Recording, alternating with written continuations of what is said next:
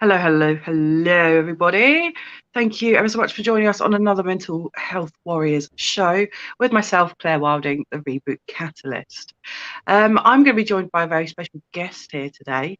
We're going to be talking all about relationships and all sorts of wonderful things that surround them.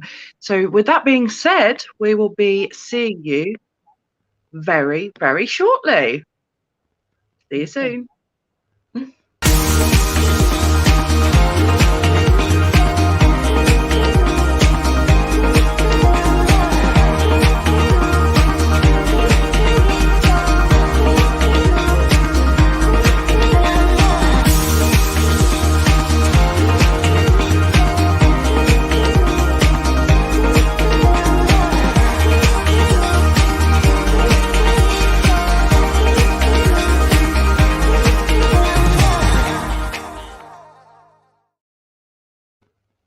Hello, hello, hello, Melissa. It's lovely to have you here. Hi, Claire. It's lovely to be here. Thank you. Wonderful. You're very welcome. Where are you joining us from? I'm joining you from what is usually sunny Brisbane, but is a little bit drenched at the moment. Yeah, my goodness. Waterlogged. So forgive the I'm a little bit waterlogged myself. Been caught out in the rain not long ago. Not a problem. My goodness. Yeah, you were telling me that you're packing up some of your things at the moment, aren't you? Yes, there's big flood warnings everywhere at the moment, and the last time the river flooded here, it came through the bottom of the house. So yeah. No way. Oh my goodness. Just getting I can't prepared this imagine. time. Yeah, definitely. You've got like the sandbags and things going on, I imagine. Like you've got kind of Yeah, the no whole setup sandbags at this going. point. Okay, okay, that's cool. It's sort of, because it's a weatherboard house, it's sort of, there's a big area to try and sandbag. Oh my goodness. So we've made downstairs so that this time, if it floods, it really can't do that much damage. Brilliant. It's all Brilliant. tiled now and everything. So yeah, Oh, if very nice. it has to, we just have to hose the mud out and clean her up. Yeah. Go again. There we go. My goodness. Well, thank you ever so much for joining me here today. So you're a relationship coach, aren't you? Did I read that Yeah, correctly? relationship and specializing with families, family Oh, relationships, couples, and that sort of thing. And with I have a particular interest and a passion for our young adults, our and teenagers. oh, wonderful. That's amazing. It's certainly an area that I think people could do with a lot of kind of understanding in, for sure. Sure. Certainly when you're a youngster, navigating the world of relationships and Mm. connections and, trying to work out, how it all works from an earlier age. It can be a very challenging time, can't it? It So, is, and a lot of it's navigating why we feel the way we do, why okay, we react the way we do.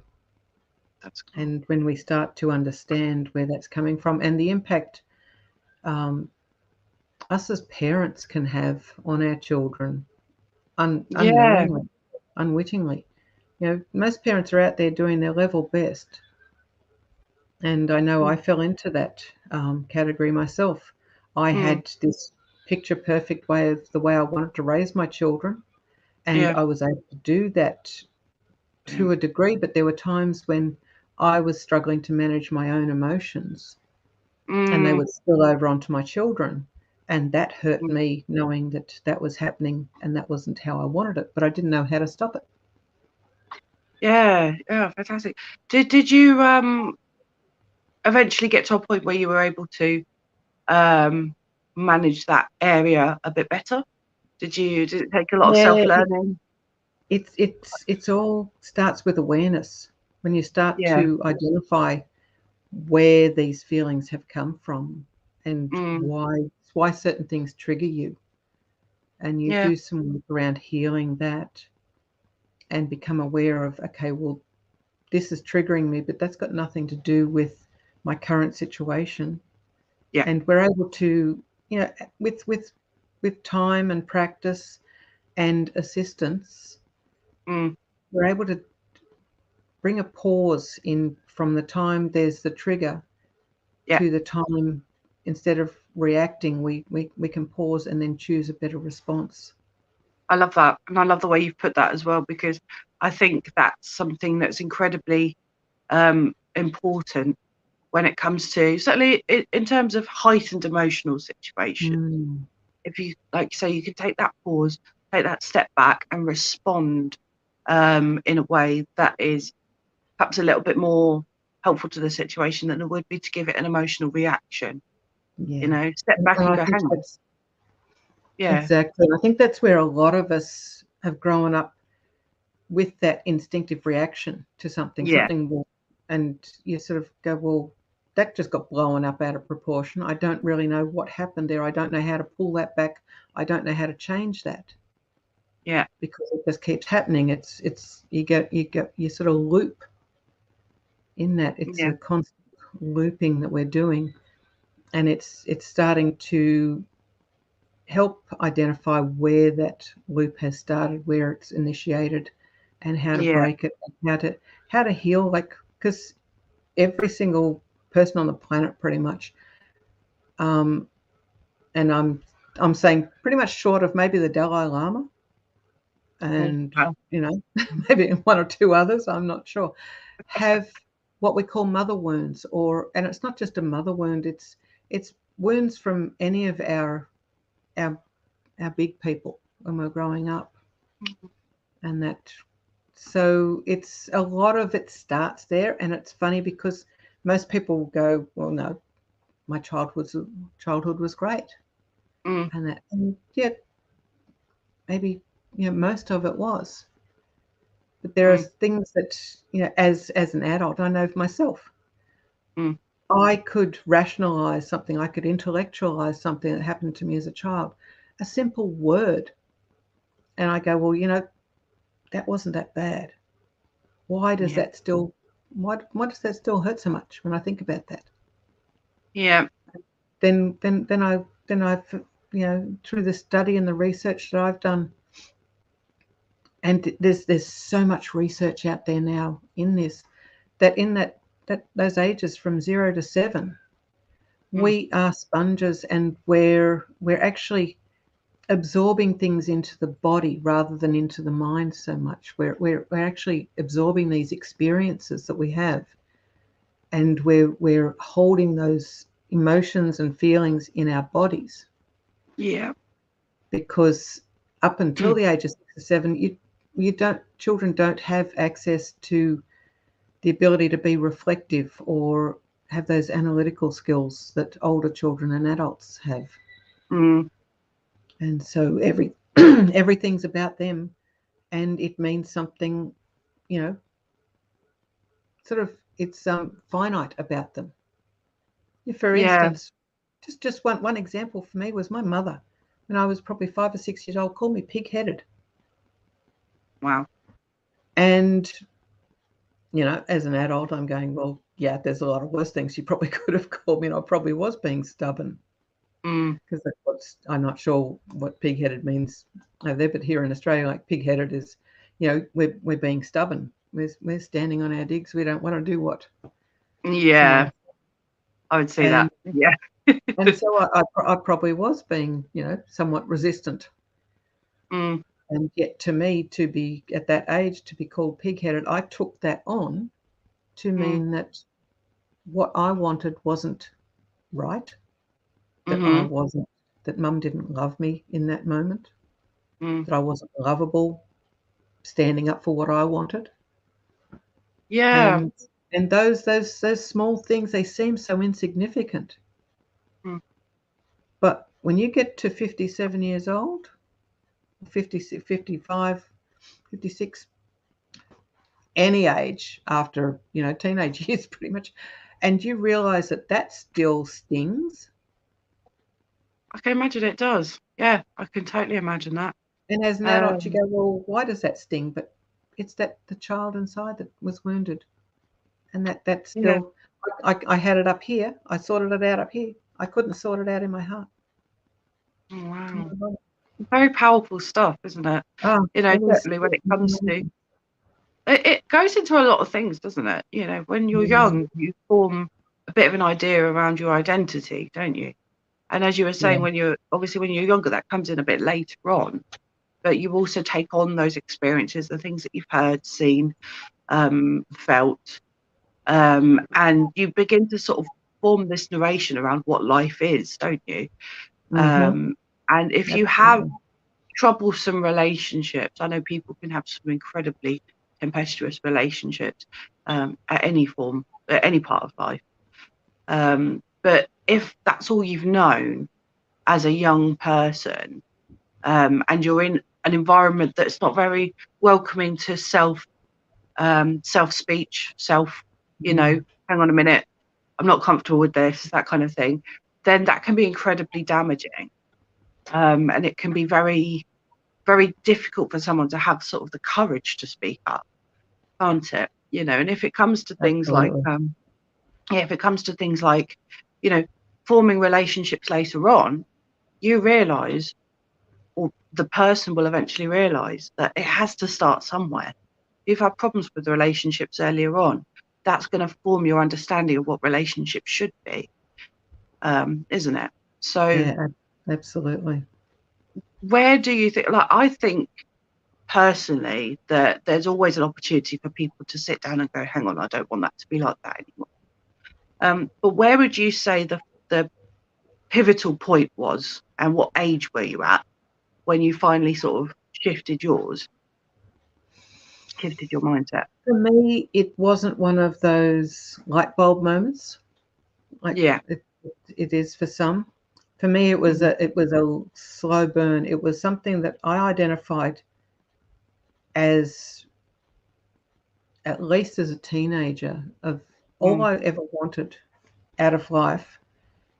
I had no career ambitions as such. mm, What I had was I wanted to get married and have a family. mm, Everything else was a bonus on top of that. yeah. And I had a vision of how that family was going to be. I Mm, wanted a husband who I could actually who I could argue with, who I could have differences of opinion with, but we would work it out. yeah. And I wanted to, show all the wonders of the world to my children and to be there. And I started on a journey of self-discovery, of self-improvement, and researching relationships, and particularly when I had my children, as to what children needed Yeah. in their lives. And I tried to model that as much as I could. And as I said, I was the fly in the ointment in all of that, when I couldn't manage my own emotions, and I couldn't understand why I couldn't manage my own emotions. I'm thinking, I'm an adult, for crying out loud. Yeah, yeah, And yeah. I can highly function in so many other areas. I can run a business. I can organize things. I can organize a house renovation. I can do all sorts of things. Why can't I manage my own emotions? Goodness. I think And that's a very interesting question to ask yourself as well, isn't it? Yeah, sorry, it carry was on. what I think the biggest turning point for me was learning. There's a model called above the line, below the line. I've heard That of that cause one. that, Yeah, that cause and that effect. yeah.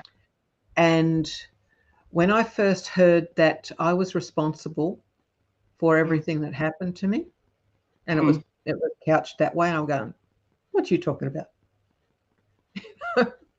yeah. Crap. Pardon the French. I I went, "That's ridiculous."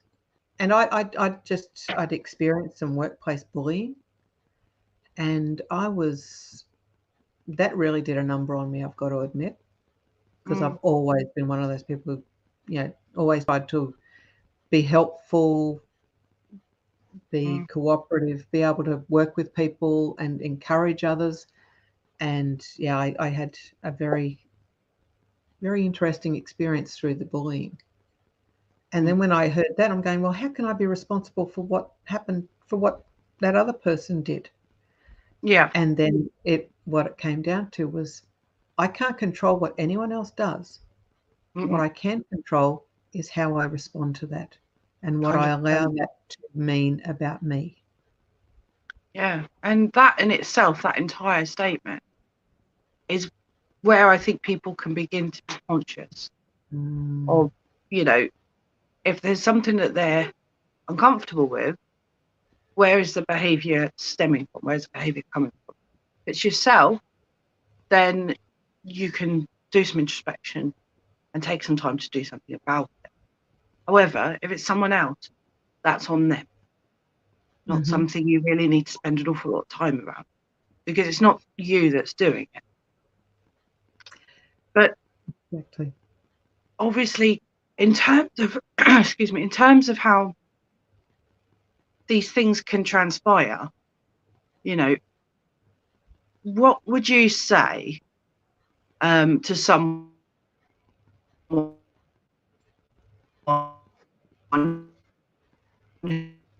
who is have the courage to actually remove themselves?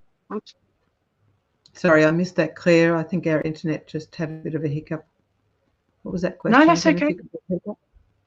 What would you say to someone who's still in a situation like that? And, you know, what would you say to them to try and, you know, help them protect their energy?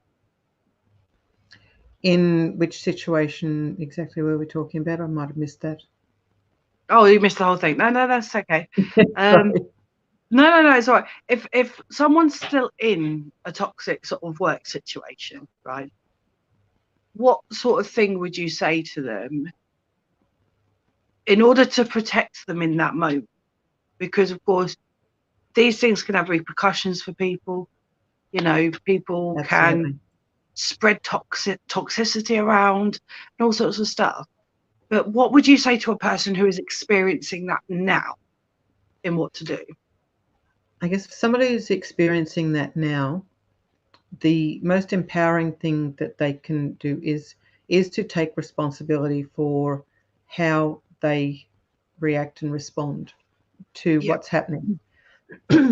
And the oddest thing about my experience was when my children were little, I would say that I would pick them up at the end of the day, and I could tell if they hadn't had a good day.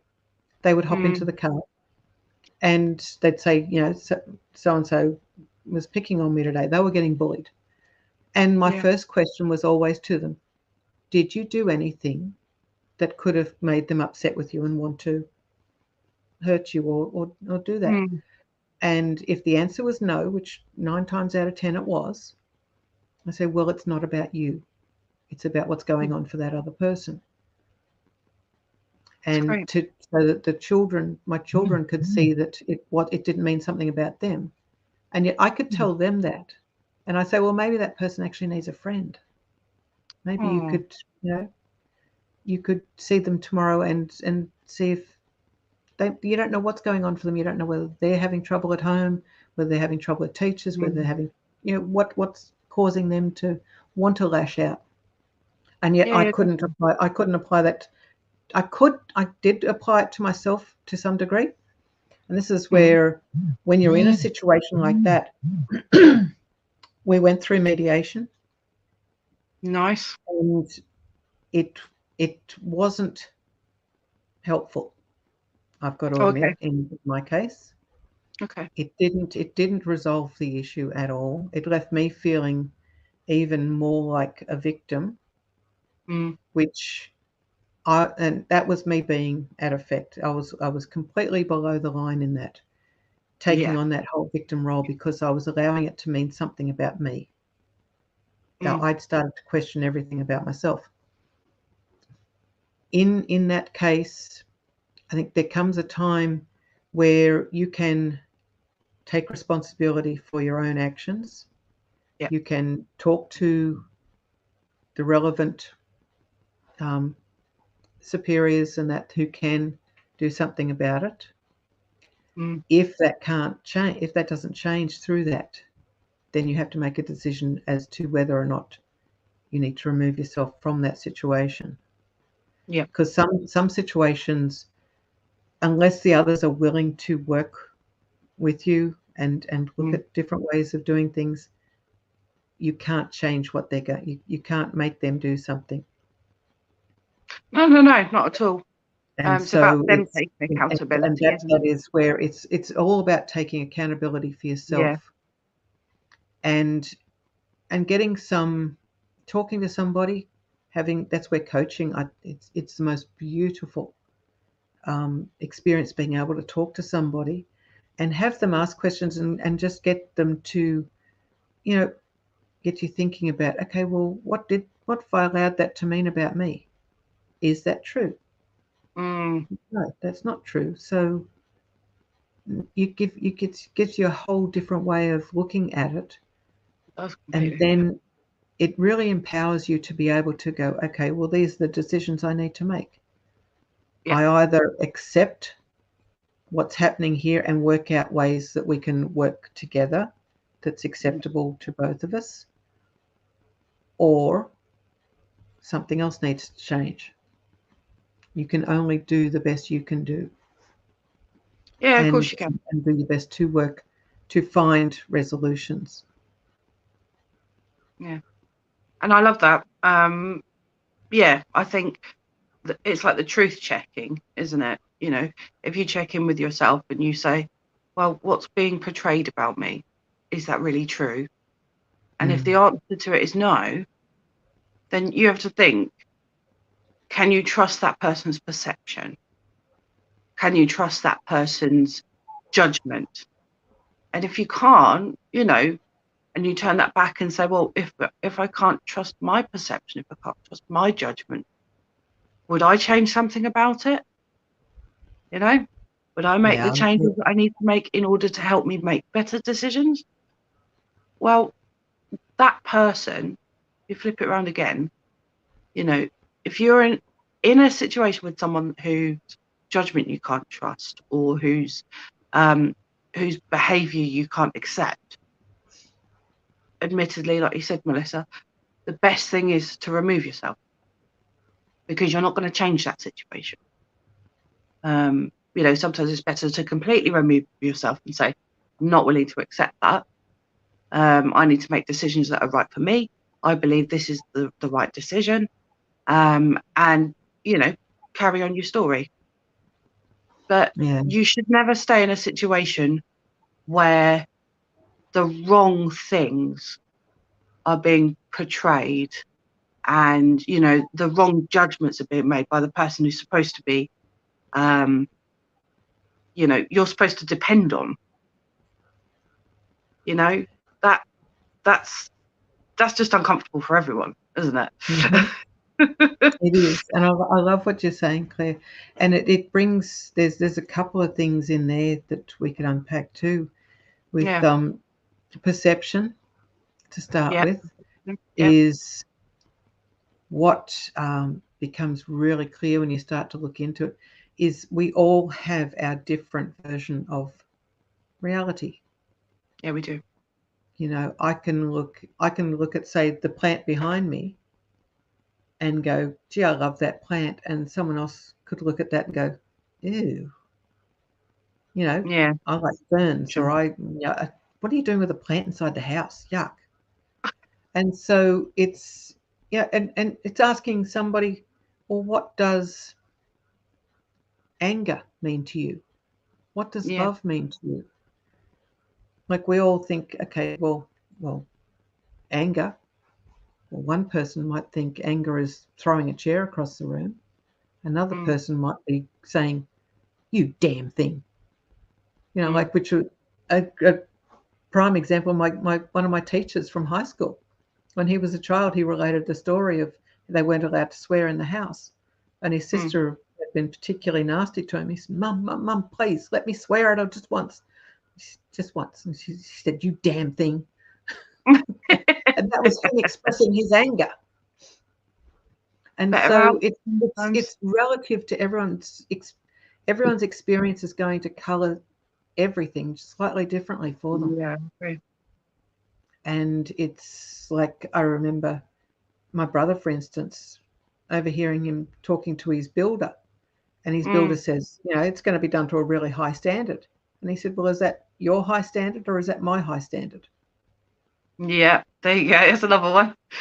And you go, they're just such brilliant examples of how we can think we're on the same page, we're talking the same language, and yet one of us may as well be talking Chinese and the other one talking, German. You've got it's like the love languages too. Where we communicate in different ways. We think we're talking about the same thing, but it's about being curious about what's going on for the other person, about if something doesn't seem right. It's particularly in a relationship. If something doesn't sit well and you go, well, I don't understand how you could even say that to me. Instead of where we can then take that pause, instead of lashing back at them or storming off and, not talking to them for the next 2 days. It's about, okay, I really don't understand where that came from. What was going on for you? What's caused you to feel that way or think that way?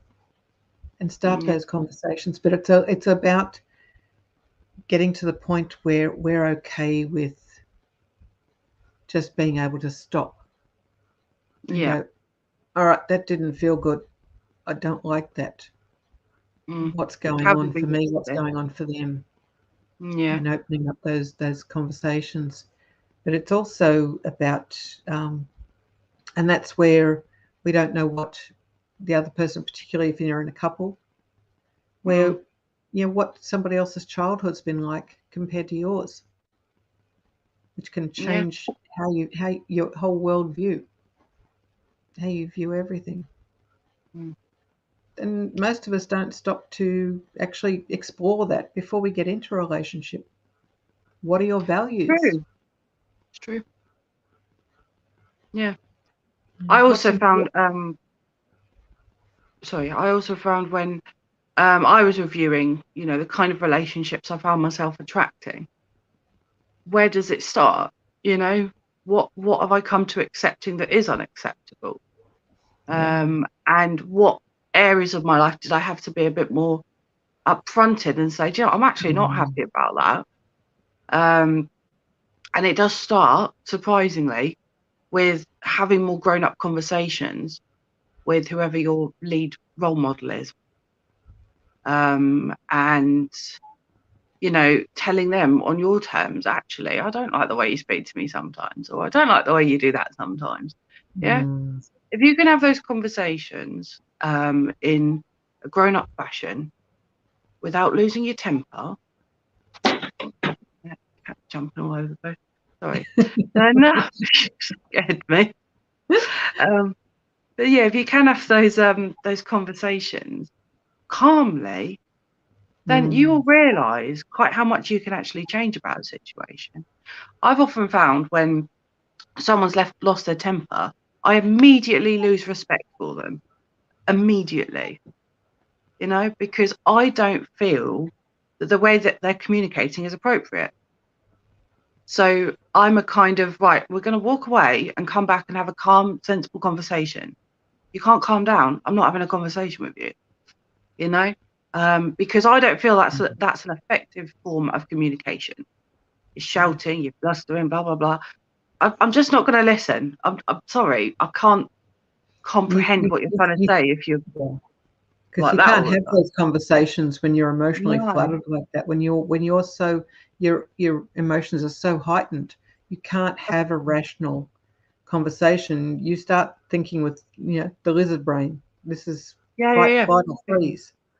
Completely. And it's not the rationality goes completely out of it until you calm down. So to be able to come back to that, to revisit that after a period of time when you've had that space to calm down, is a brilliant strategy around that to get that conversation happening. Thank you.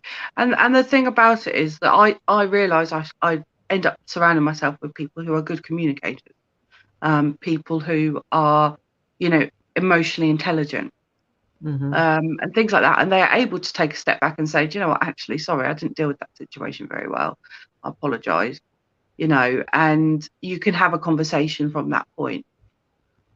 I have also had much better boundaries with people who are not very good communicators, And you know, if you get fed up and fed up and fed up, don't like being spoken to a certain way, you kind of distance yourself from people that do that, don't you? Like, you kind of think, do you know what? I was going to try and have a conversation, but you're being ridiculous. No, thanks. Yeah. Yeah, You know, and and you make better decisions.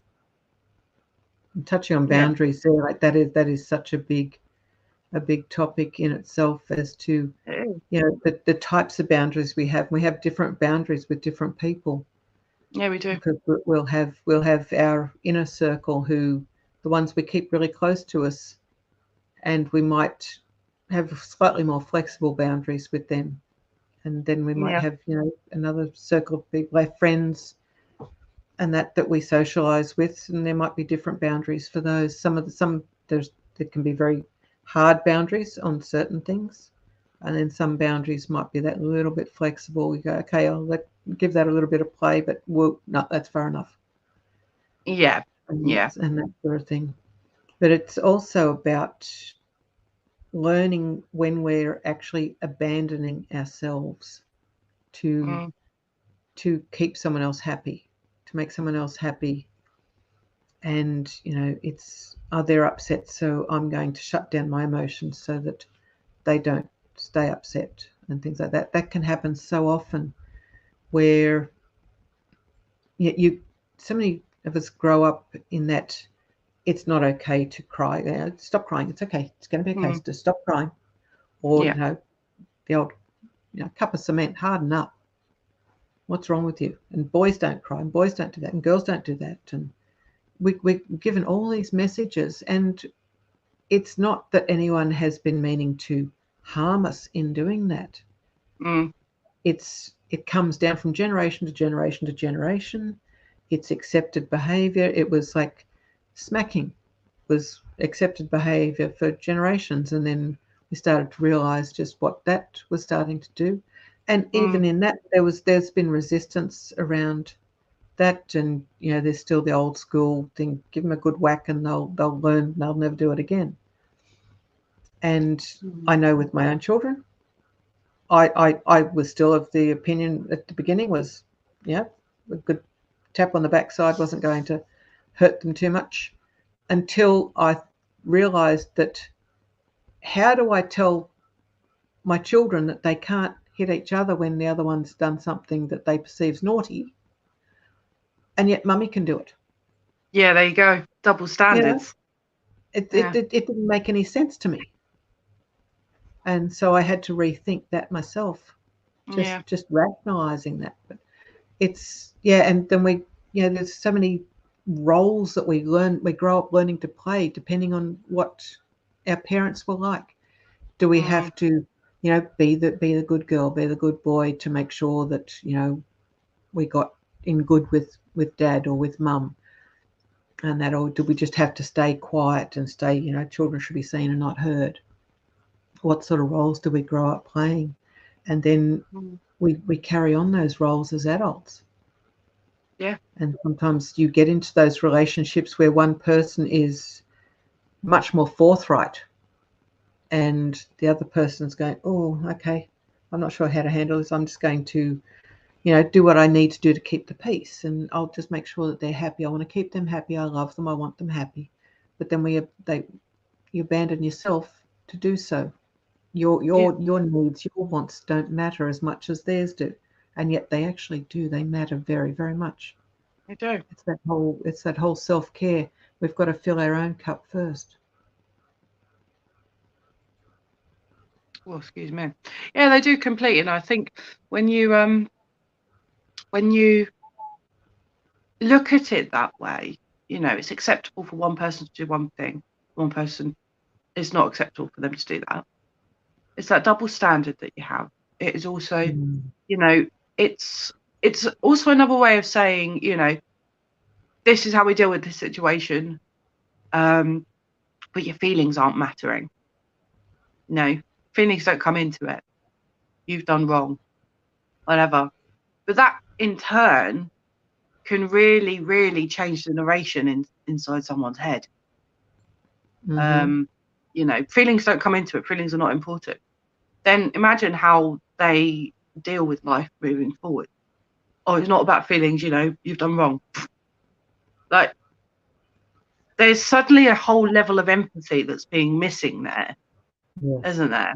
There's a whole level of the way you can explore the reactions that you have, the way that, you can problem solve in certain situations.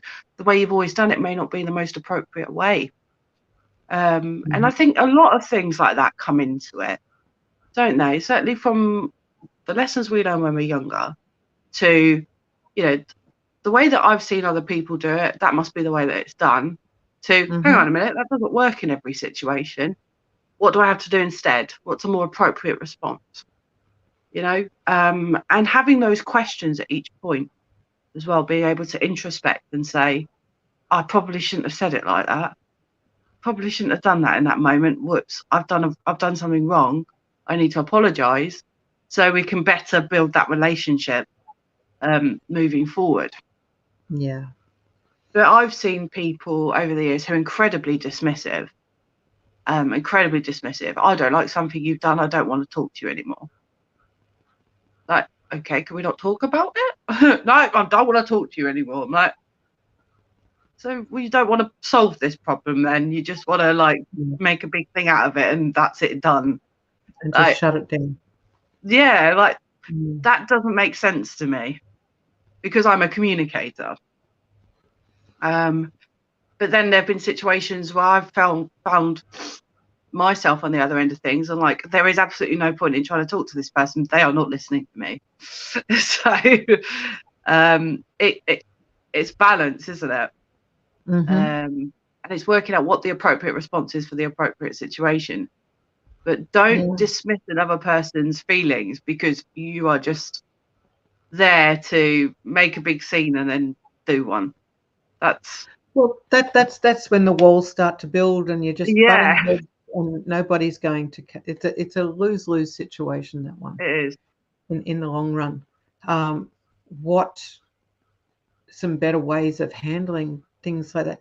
If somebody's, sometimes one person will come home and they're had a stressful day at work, and the other partner is, say, the wife's at home and she's got home early, or she's been at home all day, and she's got all this stuff that she wants to talk to her husband about. He's come home and he's had a really big day and he's just had enough, needs a bit of space. Now, if he comes home and she wants to talk and he just wants to go off by himself, sometimes she can go, well, he doesn't care about me. Yeah. He's just gone, and he's just gone over there and been selfish, and he's not caring about me. The other way of looking at that is going, okay, he needs some space for a moment. You go and have your 10 minutes, your half hour, whatever you need, and then come back. I've got some things that I would really like to be able to talk to you about. Yeah. And then he gets his time to de-stress, to do whatever needs to happen, or vice versa, whichever way it is. Doesn't matter which sex each partner is. That's of no consequence when it comes to relationships. And it just happens, it tends to be that the man is less emotionally available than the women, sort of about 85% of the time. Oh, really? And then, and vice versa, you do get women who have that trait of being more shut off. But generally speaking, the women are more emotionally available to they want to communicate. And men, and it's a cultural thing, it's a generational thing where, the man's the stalwart of the house, and he's got to, be strong for everyone, and bring home the bacon and look after everyone. And so men didn't emotions. Men don't talk about emotions. It's interesting Cry. though, because And yet we're starting to see a change in that, which is just beautiful, where men are able to be more vulnerable and open. And yet you see times, there's a reality show on TV here at the moment where it was Married at First Sight. I don't know if you've got it in England. Oh yeah, I know of it. Yeah.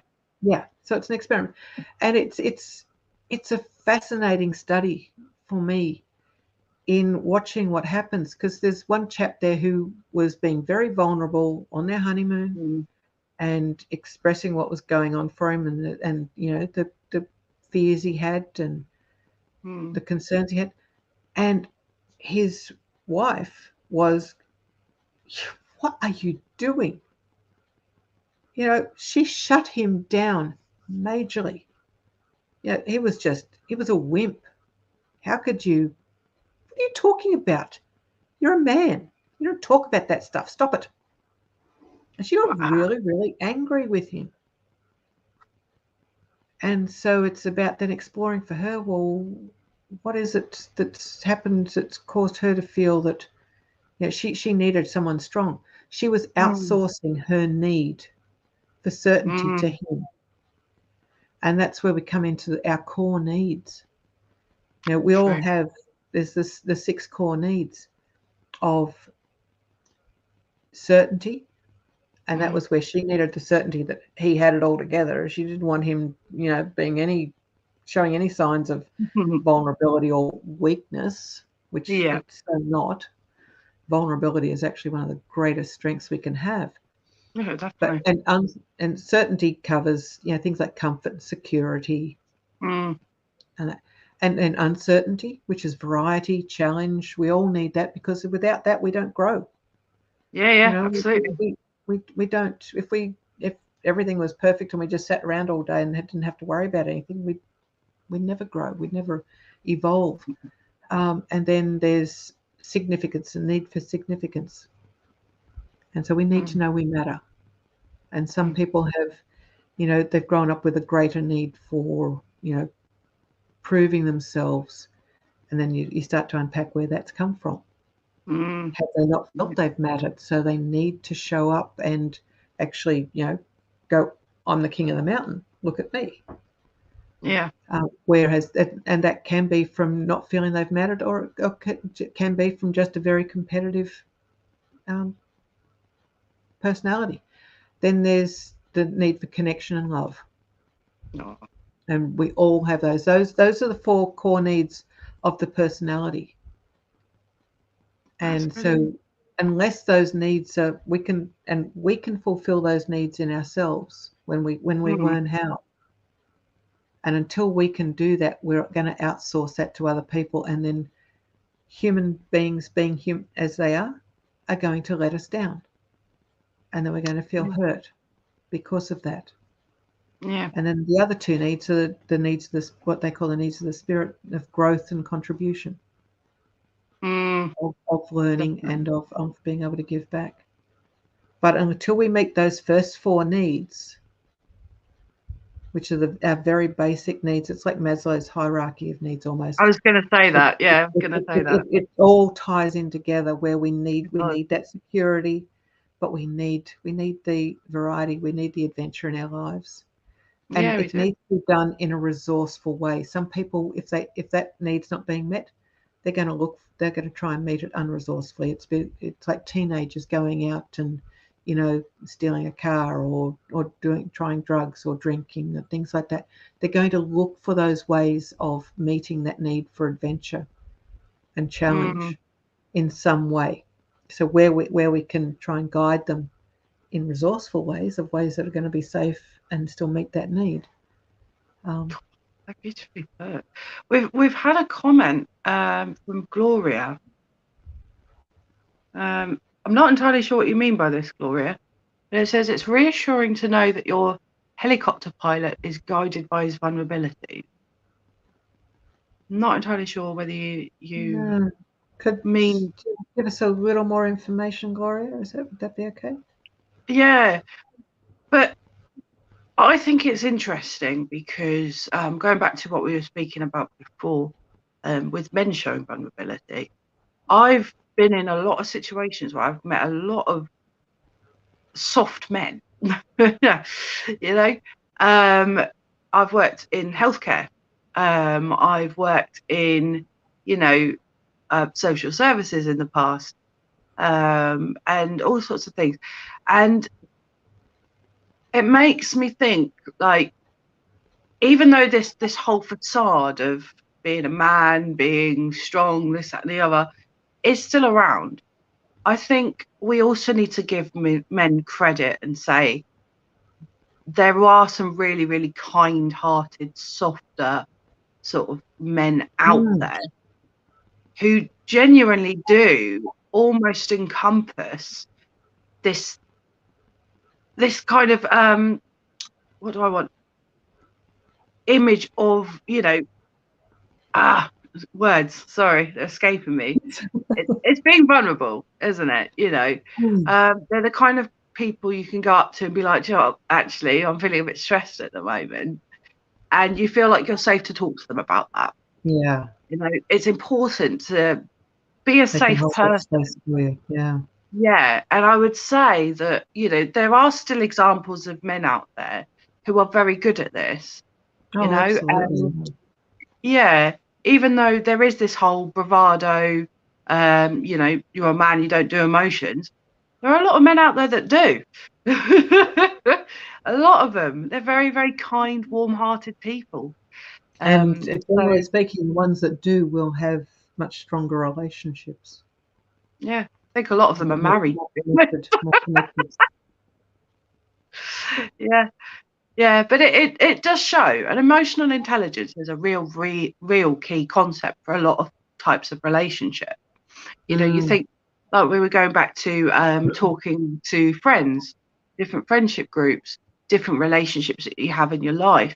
You know, you also have to be able to gauge that and how the words that you're saying are being interpreted. So, you know, sometimes it's a case of backtracking and saying, actually, I didn't mean to say it like that. It came out wrong. Can I try that again? You know, because sometimes we can be prone to blurting things out in an instance without taking the time to kind of go, I didn't mean to say it like that. It meant to come out more like this, you know. Absolutely. Yeah, and it's a human thing. It's a very human thing. You know, We're it's not a always fault. going to get it wrong at some point. Not one of Yeah, us is ever going to get it right all the time. We're always going to muck up. And it's having compassion for each other and for ourselves when we do. yeah, definitely. Like you say, have the compassion for yourself, have the understanding that you're a human being as much as the other person you're trying to communicate with. Welcome And to the the way that human race. the way that I often deal with this is, you know, laugh at yourself. Yeah. As the moment that you are able to laugh at yourself and be like, why did I do that? You know, you immediately relax the situation. But you have to laugh at yourself. You don't laugh at the other person because they can take that the wrong way.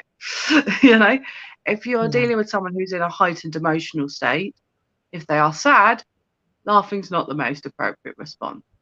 But if you're trying to diffuse a situation that could escalate into, you know, more confrontation, laughing at yourself is a very, very great way to diffuse it. Because you go, what? And immediately that person will start to relax as well. Yeah. If they don't, if they don't, and that's a really easy way you can just kind of try. Yeah. It's, Yeah. taking ourselves a little more lightly. Yeah, definitely. And, Dealing with situations more lightly is a great way to try and prevent, you know, mass conflict, basically. You know, you don't, you often find that, you know, there's been a series of events that have led you up to a point of massive conflict, you know. And I'm not trying to talk about the current state of affairs in the world here, though it's sounding like it. But there's it's that pattern. it is a pattern. You know, you've had a series of events that have happened up to it, and you've either kind of dealt with them in a way that's been appropriate, or you haven't, or you've ignored them and something else has happened. But the moment that you become a lot more conscious about these little moments, these little increments that are leading up to larger scale things, you can break the pattern. Yeah, exactly. It's a pattern, like you said. Housekeeping. Thank you ever so much. So this evening we have the lovely Caroline saying her goodbyes tonight on a show at 8 p.m. Okay. We do have a number of us that are getting involved, and we're sad to see Caroline go. She's a wonderful rainbow warrior. And I've not actually had a chance to really talk to her on camera yet. So I'm quite looking forward to this. But yeah, please do join us at 8 p.m. UK time. And we will give her a wonderful send-off. And yeah, make it as fun as we can. It's going to be a wonderful warrior send-off. Yeah, I don't know what that means. Do we have to come and dress up, or is it just? Well, leave it wide open. Yeah. Well, I'll just have like a Viking helmet or something on. Is that a warrior? I don't know. We'll see. And Gloria saying, so weak-willed men are attractive. Who's going to build the bridges and tunnels and mine the anthracite coal? Oh, she's really going into this now. Okay, I think I understand where Gloria is coming from. Yeah, you demean men with words like bravado. Can men have babies? Biologically, that's a very different matter. Australia Saturday morning. No, we don't need to dress up. Thank you very much. That's reassuring. Thank you.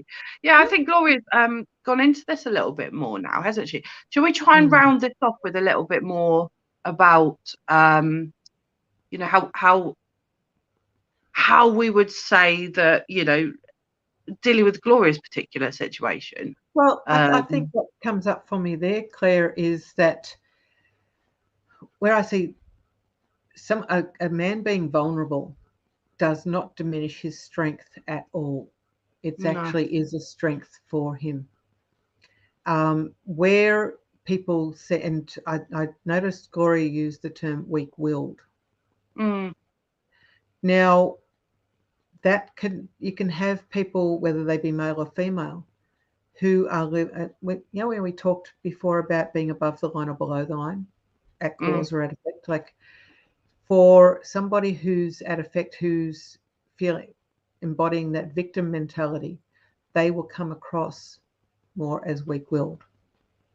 For somebody who's taking responsibility for how they show up in the world, for what they do and how that affects others, when they take responsibility for that, they can be vulnerable, but they're also going to be very strong. They're living in the fact that they are,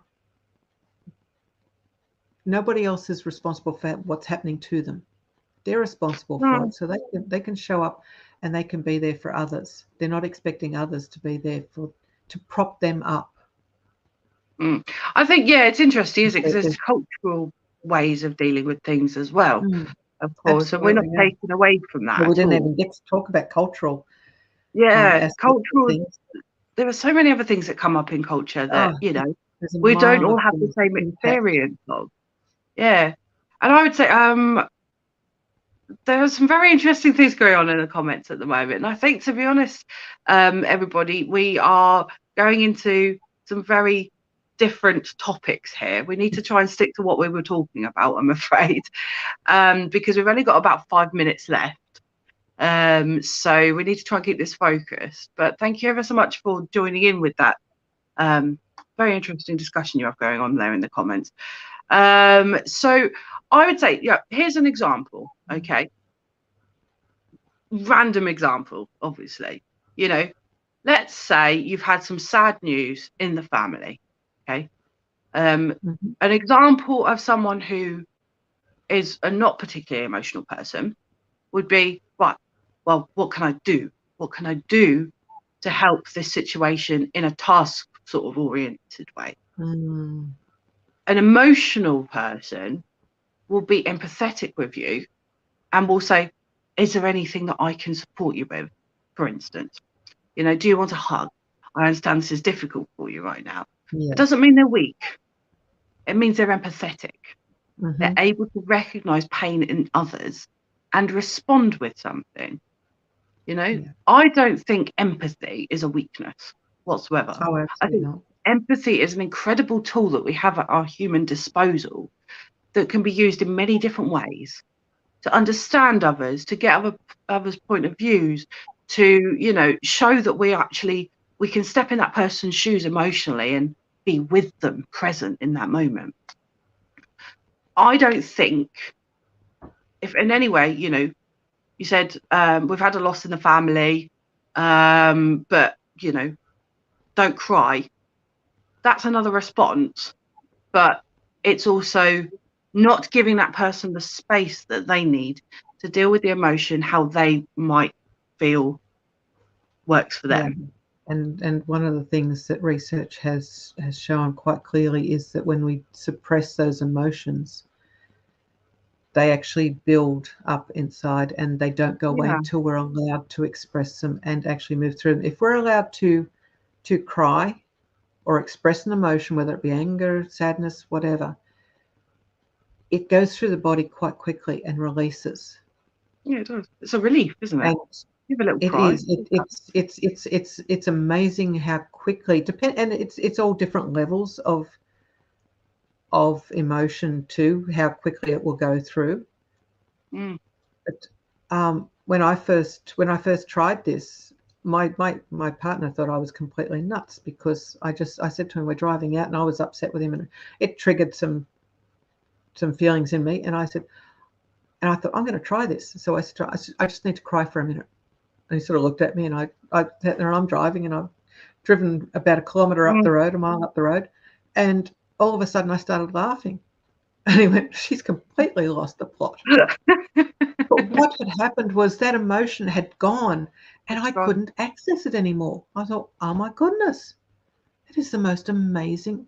And it just showed me so clearly how when we're allowed to process an emotion and release it, trauma doesn't come. And the research shows this too. Trauma doesn't come from the event. Trauma comes from not being able to process what's happened. Absolutely.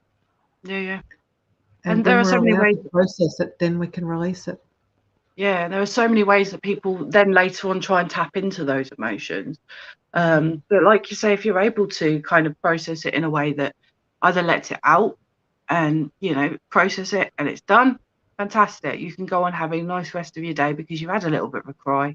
And there's no issue with that whatsoever. Sometimes it's quite a cathartic thing to cry, isn't it? Yes. And sometimes we have those headspaces where we're like, I don't know what's wrong, but something feels off. And you kind of say, like, okay, well, we don't have to necessarily think about it because we don't know what's wrong, but something doesn't feel right today. And then eventually you might have an emotion that crops up, and it makes sense. So, you know, things like that happen too. Human emotions are fluid, aren't they? Yes. They're very fluid things. I don't think there is a single day in my life where I don't have several different emotions in one day. Oh, goodness. Of course. It's Yes. not linear, you know. I wake We're up. not supposed to be flatliners. Yeah, definitely. We're not designed to be. No, Like, we are definitely not. creatures of feeling and of compassion and empathy and all those different things, which are beautiful things to be. You know, I also, I'm not trying to bring pets into this, but I think my dog is capable of empathy and compassion, all those other things too. Oh, very much so. Yeah, I'm a huge believer in the power of animals and yeah. their levels of empathy. I've witnessed it numerous times myself. Yeah. And they're amazing, aren't they? Sometimes a cuddle with the dog is all you need. Sometimes him, her, whoever, licking your face, giving you a couple of kisses is exactly what you need to make you laugh. Or it tickles. Yeah. You know, things like that. For goodness sake, we're human beings. We have our emotions. And there is no harm with allowing them to be part and parcel of our humanity and our experience of the world. What I'd You know, love to say about that before we finish is that every emotion is valid. Every emotion is yeah, normal. There are no bad emotions. And that's definitely so not. many of us been brought up to think that this emotion is one we don't want to have. Yeah, Every one of them is valid and every one of them is needed. And it's 100%. allowing them. It's allowing them and honoring them and Yeah, and not looking at them as good or bad. exactly. It's about being objective with them, but also accepting that an emotion is part and parcel of your human experience. Yeah. You know, Welcoming it. try not. Yeah, thank you.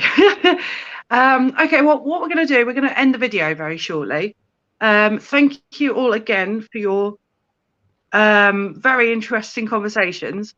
But yeah, we're going to try and keep these things on topic, okay? Because you can open up a very different can of worms if you go onto different subjects. All right, so guys, please try and keep that in order within the comments, okay? And thank you ever so much, Melissa. It's been such a pleasure meeting you. Oh, I've had a ball. Thanks, Claire. It's been lovely meeting you too. Very, very welcome. So how can people get in touch with you? How can people like find you online and things like that? I'm actually just redoing a website, so probably Facebook at the moment is the most the easiest way to contact me. But I'm working on getting out there into the public a bit more now. I'm really only just starting to widen my base to work with greater range of people, and to get into schools too, hopefully to help work with teachers and filter it down through there as well. That sounds awesome. God, you do have some fantastic things lined up, don't you? Brilliant. Yeah. Well, as I said again, yeah, definitely. I can appreciate that completely. But no, and I definitely thank you so much for letting us know how we can get in touch with you. Again, Melissa, this has been an absolute pleasure. I could stand here and talk to you for hours. I think you're such a lovely energy, and you've given us so much insight on relationships and emotions and all the other wonderful things we've actually talked about today. Thank you so much for that. It's been a fantastic experience. Yeah, it's been a pleasure, Claire, and I hope that even just one or two of those things might have landed for somebody and might just, make a little bit of a difference.